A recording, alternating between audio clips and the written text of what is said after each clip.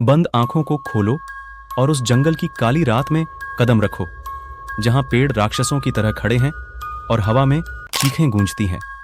एक पुरातत्ववेत्ता खुदाई के दौरान एक भयानक राज खोल देता है, वह शिलालेख जो उसे जगा देता है, जो उसे मौत के बाद की दुनिया की भयानक सच्चाई दिखा देता है। इस कहानी में हम देखेंगे जलती हुई लाशों से बने राक्षस, एक गांव का भयानक रहस्य और एक किताब जो मृतकों को वापस लाने की शक्ति रखती है। आज की कहानी रूह कंपा देने वाली है, तो हेडफोन्स लगा लीजिए, रोशनी कम कर लीजिए और मसान के भयानक तांडव में खोने के लिए तैयार हो जाइए। वर्धा का यह श्मशान घना जंगल से घिरा हुआ था। इस जंगल में सूरज की रोशनी कभी नहीं पहुंचती थी, मानो पेड़ एक दूसरे से रोशनी छीनने की होड़ में लगे हों। सालों पुराने विशाल वट वृक्षों की जड़ें जमीन को चीरती हुई बाहर निकली थीं, जो किसी भयानक बीमारी के फैलते हुए जाल की तरह दिखती थीं। शांत हवा में भी इन पेड़ों की टहनियां आपस में टकराकर भयानक आवाज करती थीं, जिसे सुनकर रोंगटे खड़े हो जाते थे। अविनाश, एक युवा पुरातत्ववेत्ता, इसी श्मशान में खुदाई कर रहा था। पुराने ग्रंथों में वर्धा में एक गुप्त मंदिर के होने के संकेत मिले थे और अविनाश उसे खोजने के लिए दृढ़ था। खुदाई के दौरान उसे जली हुई हड्डियों का एक बड़ा घड़ा मिला। मिट्टी हटाते समय उसने देखा कि घड़े के ढक्कन पर संस्कृत में कुछ लिखा हुआ है। वह उत्साह से शिलालेख को पढ़ने लगा। अनुवाद कुछ इस तरह था: यह पवित्र अग्नि में जलाए गए लोगों की राख नहीं है, बल्कि उन लोगों की राख है जो कभी मरे ही नहीं थे। अविनाश स्तब्ध रह गया। यह कैसे हो सकता है? क्या यह कोई मजाक था? लेकिन घड़े को देखते हुए उसे लगा कि यह कोई दांव नहीं हो सकता। उसने धीरे से घड़े का ढक्कन हटाया, अंदर की राख हिली और एक फुसफुसाहट सुनाई दी। हम इंतजार कर रहे थे। अविनाश घबरा गया। उसने घबराते हुए पीछे हटना चाहा, लेकिन उसके पैर किसी चीज में फंस गए। नीचे देखने पर उसने देखा कि जमीन से काली मोटी हड्डियां निकल रही थीं, उसे जकड़ने के लिए तैयार थीं। फिर चीखें शुरू हो गईं, अजीब सी चीखें, मानो मरे हुए लोग तड़प रहे हों। जंगल की आवाजें भी चीखों में शामिल हो गईं, मानो पूरा वातावरण एक भयानक तांडव नृत्य में लिप्त हो गया हो। अचानक अविनाश को एहसास हुआ कि राख से एक भयानक शक्ल उभर रही है। यह किसी इंसान जैसा नहीं दिखता था, बल्कि जली हुई त्वचा और टूटी हुई हड्डियों का एक भयानक मिश्रण था। हम वापस आ गए हैं, राक्षस ने कहा।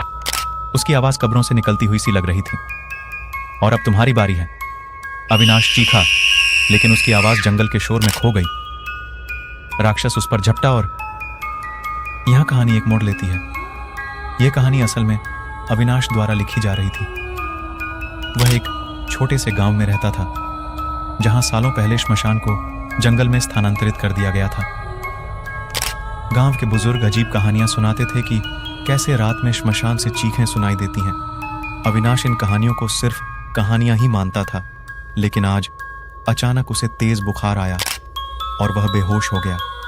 बेहोशी में उसने यह भयानक सपना देखा। सपने से जागने पर वह पूरी तरह से पसीने से लथपथ था। उसका दिल जोर से धड़क रहा था। वह उठा और एक गिलास पानी पीने के लिए रसोई की तरफ बढ़ते हुए उसने खिड़की से बाहर देखा। रात हो चुकी थी और दूर जंगल में एक लाल धुआं उठ रहा था, मानो कोई चीज जल रही हो। अविनाश को याद आया वह सपना, वह राख से बना राक्षस। उसने खुद को समझाने की कोशिश की। यह सिर्फ एक सपना था, एक बुरा सपना, लेकिन कहीं ना कहीं उसे बेचैनी हो रही थी। उसने सोचा, क्या यह सचमुच हो सकता है? तभी उसे बाहर से कुत्तों के भौंकने की तेज आवाज सुनाई दी। आवाज इतनी भयानक थी कि मानो जंगली जानवर जंगल से निकलकर गांव पर हमला कर रहे हों। अविनाश थरथर कांपते हुए दरवाजे की तरफ गया। झांक कर देखा तो बाहर का नजारा और भी डरावना था। लाल धुआं अब घना हो गया था और हवा में राख के कण उड़ रहे थे। दूर से अजीब सी चीखें आ रही थीं, जो इंसानी आवाज से कहीं ज्यादा भयानक थी। अचानक बिजली चली गई और पूरा गांव अंधेरे में डूब गया। चीखें तेज हो गईं और अब वो इतनी पास सुनाई दे रही थी कि मानो कोई उसके दरवाजे के बाहर खड़ा होकर चीख रहा हो। अविनाश घबराकर पीछे हटा और दीवार से सट गया। उसने अपने मृत दादा की बातें याद की, जो अक्सर कहा करते थे, कभी भी रात में श्मशान की तरफ मत देखना। अचानक उसे लगा कि दरवाजे पर कोई खुरच रहा है। आवाज धीमी थी, लेकिन बहुत ही भयानक। वह हिलने की हिम्मत नहीं जुटा पा रहा था। धीरे धीरे खुरचने की आवाज तेज होने लगी। साथ ही दरवाजे से एक ठंडी हवा का झोंका आया, जो सीधे उसकी रीढ़ की हड्डी में चुभ गया। अचानक दरवाजा धीरे से खुलने लगा। अविनाश चीखने के लिए मुंह खोलने ही वाला था कि दरवाजे में एक बुढ़िया का चेहरा दिखाई दिया। यह गांव की वही रहस्यमयी महिला थी जिसके बारे में गांव वाले अजीब कहानियां सुनाते थे। उसने एक अजीब सी मुस्कुराहट के साथ कहा, बेटा डरो मत, मैं तुम्हें बचाने आई हूँ। अविनाश को यकीन नहीं हो रहा था। क्या यह सच है या यह कोई और भयानक चाल है? लेकिन उसके पास कोई चारा नहीं था। उसने महिला का पीछा किया। वो उसे उसी जंगल की तरफ ले गई जहां से धुआं उठ रहा था। जैसे ही वह जंगल के पास पहुंचा, उसने देखा कि वहां एक चिता जल रही है, लेकिन उस पर कोई शव नहीं था। सिर्फ राख ही जल रही थी और हवा में राख के कण तेजी से उड़ रहे थे। अचानक राख से एक भयानक चीख निकली, वही चीख जो उसने सपने में सुनी थी। राख हिलने लगी और उसी राक्षस का रूप ले लिया जो उसने सपने में देखा था। लेकिन अब वह अकेला नहीं था। उसके पीछे कई और राक्षस खड़े थे, सभी जली हुई लाशों से निर्मित। उनकी आंखें जल रही थीं और उनके चेहरों पर एक भयानक मुस्कुराहट थी। अविनाश समझ गया, ये वे लोग थे जिन्हें कभी मृत नहीं माना गया था और अब वे वापस आ गए थे अपना बदला लेने के लिए। बुढ़िया ने मुस्कुराते हुए कहा, बेटा स्वागत है मसानों के तांडव में। अविनाश का दिमाग मानो सुन्न हो गया था। वह हिल भी नहीं पा रहा था, बस उन भयानक राक्षसों को देख रहा था। अचानक राक्षसों के झुंड से एक राक्षस आगे निकला। उसकी जली हुई आंखों में एक भयानक चमक थी। तू वही है जिसने हमें जगाया, राक्षस ने कर्कश आवाज में कहा। अविनाश हकलाते हुए बोला, मैंने कुछ नहीं किया, यह सिर्फ एक सपना था। राक्षस हंसने लगा। उसकी हंसी सूखे पत्तों के सरसराहट जैसी थी। सपना नहीं, ये सच है। तेरे सपने ने ही हमें जगाया है। तूने हमारे अस्तित्व को याद किया और इसीलिए हम लौट आए हैं। अविनाश को याद आया वह शिलालेख। यह पवित्र अग्नि में जलाए गए लोगों की राख नहीं है, बल्कि उन लोगों की राख है जो कभी मरे ही नहीं थे।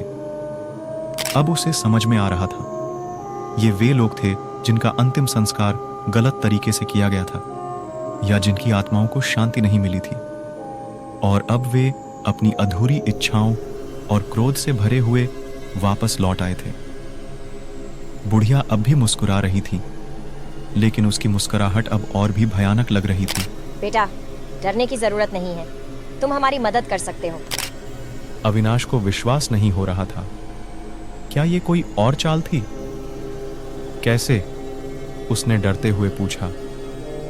बुढ़िया ने धीमे स्वर में कहा, तू हमें शांति दिला सकता है। तू उन गलतियों को सुधार सकता है जो हमारे साथ हुई थी। अगर तू ऐसा करेगा तो हम तुम्हें छोड़ देंगे। अविनाश सोच में पड़ गया। क्या वह इन राक्षसों पर भरोसा कर सकता था? लेकिन उसके पास कोई और विकल्प नहीं था। मैं तुम्हारी मदद करने की कोशिश करूंगा, उसने कहा। बुढ़िया ने सिर हिलाया। बहुत अच्छा, अब चलो, तुम्हें पहली आत्मा को शांति दिलानी है। वह उसे जंगल में गहराई की तरफ ले गई, जहां एक पेड़ के नीचे पुरानी हड्डियां बिखरी हुई थीं। यह वही व्यक्ति है जिसका अंतिम संस्कार ठीक से नहीं किया गया था, बुढ़िया ने कहा। अविनाश को नहीं पता था कि वह क्या करे। उसे किसी भी तरह का धार्मिक अनुष्ठान याद नहीं था, लेकिन तभी उसे जेब में रखी हुई वह किताब याद आई जिस पुराने ग्रंथ में उसने मंदिर के बारे में पढ़ा था। उसने किताब खोली और उसमें लिखे शांति पाठ को पढ़ना शुरू किया। जैसे जैसे वह पढ़ता गया, हवा में एक अजीब सी ऊर्जा का संचार होने लगा। पेड़ के नीचे बिखरी हुई हड्डियां हिलने लगीं और धीरे धीरे एक पारदर्शी आकृति का रूप लेने लगी। आकृति एक बूढ़े व्यक्ति की थी जिसके चेहरे पर शांति का भाव छा गया था। उसने अविनाश की तरफ देखा और धीमे स्वर में कहा, धन्यवाद। फिर वह आकृति धीरे धीरे चमकने लगी और अंत में गायब हो गई। अविनाश को राहत मिली। उसने पहली आत्मा को शांति दिला दी थी, लेकिन उसे जल्द ही एहसास हुआ कि यह सिर्फ शुरुआत थी। जंगल में और भी कई अधूरी आत्माएं थीं जिन्हें उनकी शांति मिलने का इंतजार था। अविनाश ने रात भर उन अधूरी आत्माओं को शांति दिलाने में बिताया। हर आत्मा के साथ राक्षस थोड़े शांत होते जा रहे थे। सूर्योदय होते ही राक्षस अचानक गायब हो गए। जंगल में सिर्फ सन्नाटा और जली हुई राख ही बची थी। अविनाश थक कर चूर सो गया। जब वह शाम को जागा तो बुढ़िया गायब थी। उसकी जगह पर जमीन पर एक अजीब सी निशानी बनी हुई थी, जली हुई हड्डियों का एक निशान बिल्कुल उसी राक्षस के आकार का। अविनाश को खून ठंडा हो गया। क्या बुढ़िया भी उन्हीं राक्षसों में से एक थी? क्या उसने उन राक्षसों को जगाने में मदद की थी? उसे लगा कि वह किसी बड़े जाल में फंस गया है। उसने जल्दी से जंगल से निकलने का फैसला किया, लेकिन जब वह गांव की तरफ भागने लगा तो उसे एहसास हुआ कि रास्ता बदल गया है। पेड़ अब पहले जैसे नहीं दिख रहे थे। जंगल घना हो गया था और एक अजीब सी धुंध चारों तरफ फैल रही थी। अचानक उसे तेज गर्मी का एहसास हुआ। उसने चारों तरफ देखा तो पाया कि जंगल में चारों तरफ चिताएं जल रही थीं और उन चिताओं पर लोग जल रहे थे। गांव के लोग, उसके पड़ोसी, उसकी मां। अविनाश चीख उठा। यह कैसा भ्रम था? यह कैसा सपना था? तभी एक जानी पहचानी आवाज सुनाई दी। बेटा डरो मत, हम तुम्हें शांति दिलाएंगे। अविनाश घबराकर पीछे मुड़ा। सामने खड़ी थी वही बुढ़िया, लेकिन अब उसकी आकृति भयानक राक्षस में बदल चुकी थी। उसके पीछे राक्षसों का झुंड खड़ा था। उनकी आंखें जल रही थीं। तूने हमें जगाया है, राक्षस ने कहा। अब तू हमारे साथ रहेगा। हम तुम्हारे गांव को जलाएंगे, हम तुम्हारी दुनिया को जलाएंगे। और फिर अविनाश चीखने लगा, लेकिन उसकी चीखें जंगल के शोर में खो गईं। अचानक उसे अपनी जेब में रखी हुई किताब याद आई। वही किताब जिसने उसे पहली आत्मा को शांति दिलाने में मदद की थी। उसने कांपते हाथों से किताब निकाली और उसे खोलने की कोशिश की, लेकिन राक्षसों ने उसे घेर लिया।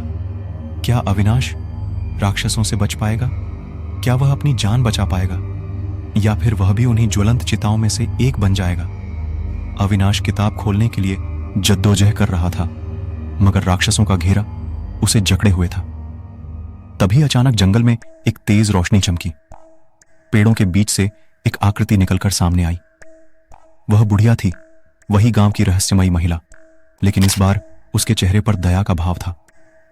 उसकी आंखों से सफेद रोशनी निकल रही थी, जिसने राक्षसों को पीछे धकेल दिया। अविनाश जल्दी करो, बुढ़िया चिल्लाई। किताब खोलो और शांति पाठ पढ़ो। अविनाश ने हिचकिचाहट के बावजूद किताब खोली और पाठ पढ़ना शुरू किया।